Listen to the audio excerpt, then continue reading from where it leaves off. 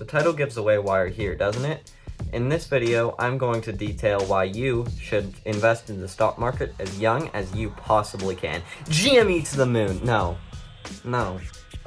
So my name is Tucker Krause, and welcome to my channel, where I give my thoughts and opinions on a variety of personal finance, topics, and issues.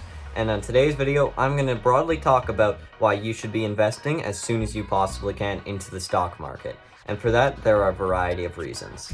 I'm also going to be covering some of the issues about investing very young and comparing the pros and cons of investing very young.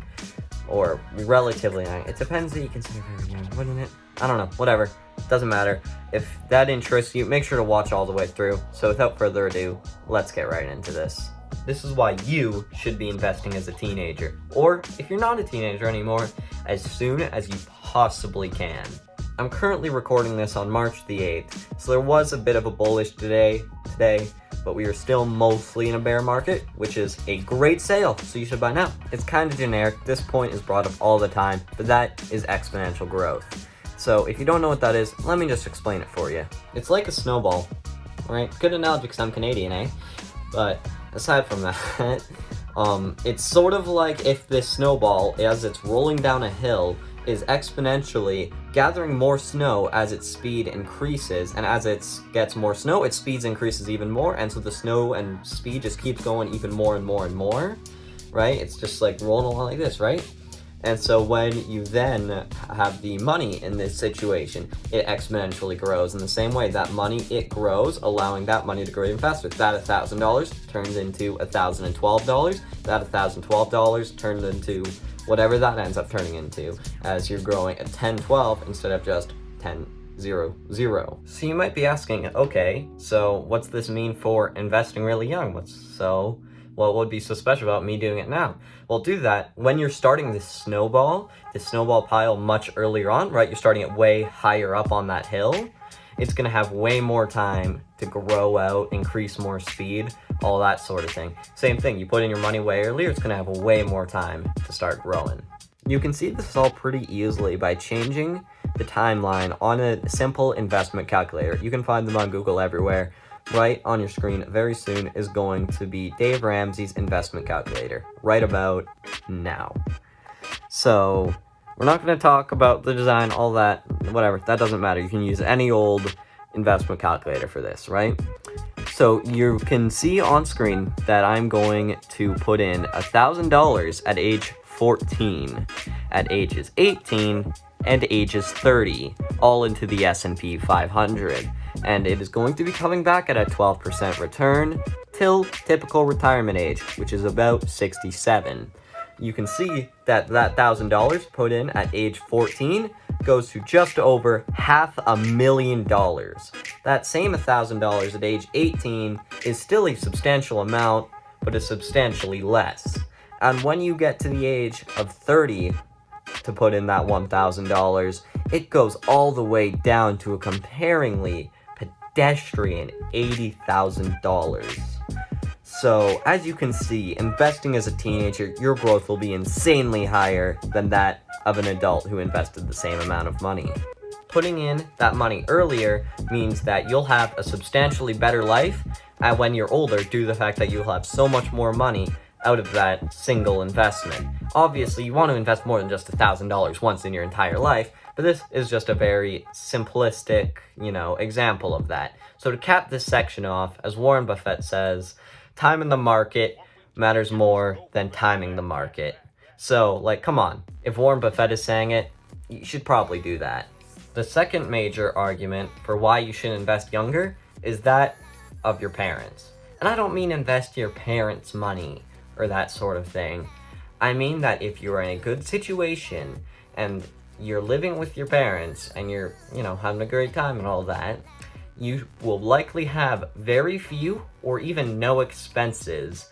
So you can invest a whole lot more of your capital and grow a whole lot more of your capital. If you're in a bad situation, it might not be that way, but I'm going to be optimistic for you here, assuming you're in a good situation. That's kind of how I'm going to lay this out. if you're in a good situation, chances are you can invest every dollar you earn if you really want to, right? Sure, your friends will call you cheap, but in 50 years you can call their pensions cheap, so, you know. So if you can get a part-time job, even if it's mind-numbing janitor work, right? You're just going around and cleaning for hours on end, right? Even if it's something like that, at minimum wage, right?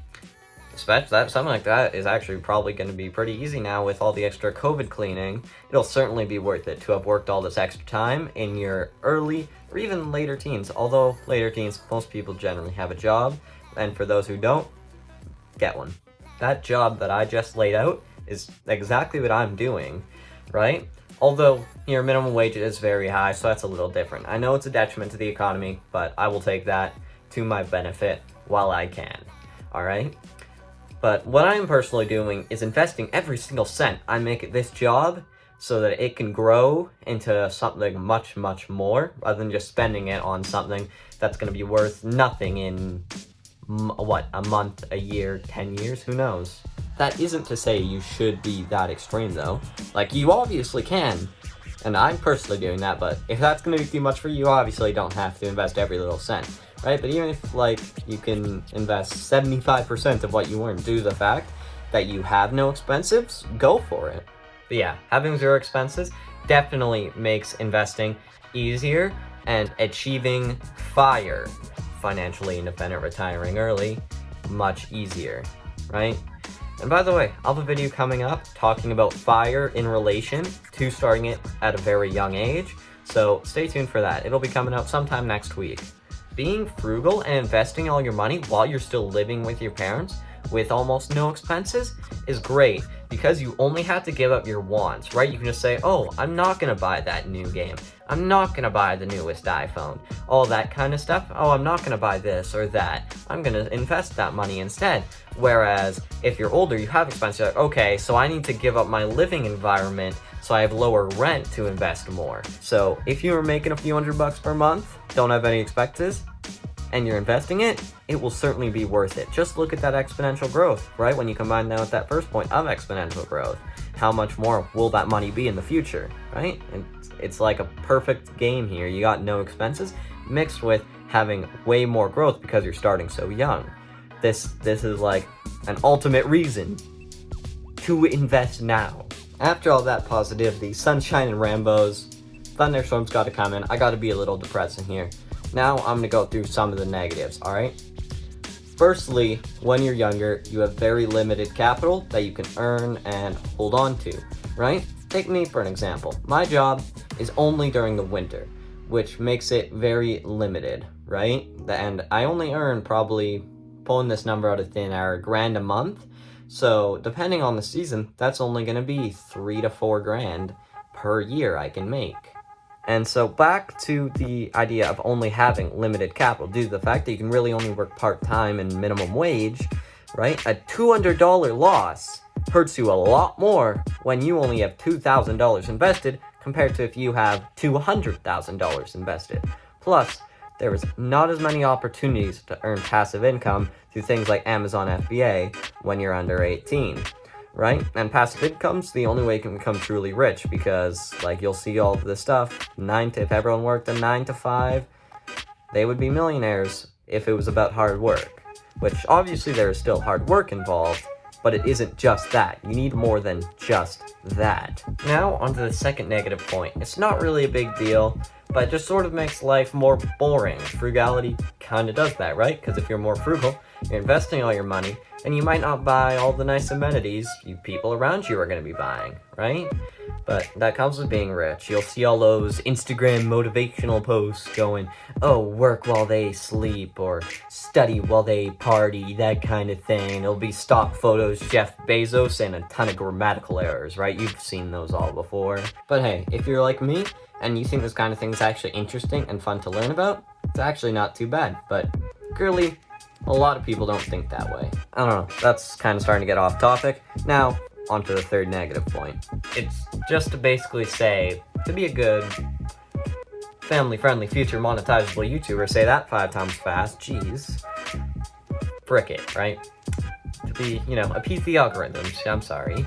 But you gotta say that and just get-go, no socializing, no nothing, just work. But as an introvert, I'm not really complaining about that one. So let's get on to a quick fourth negative point. It's that people around you are just gonna be like confused as to why you're doing this, and like just gonna be like, live a little. You could get hit by a bus tomorrow and die.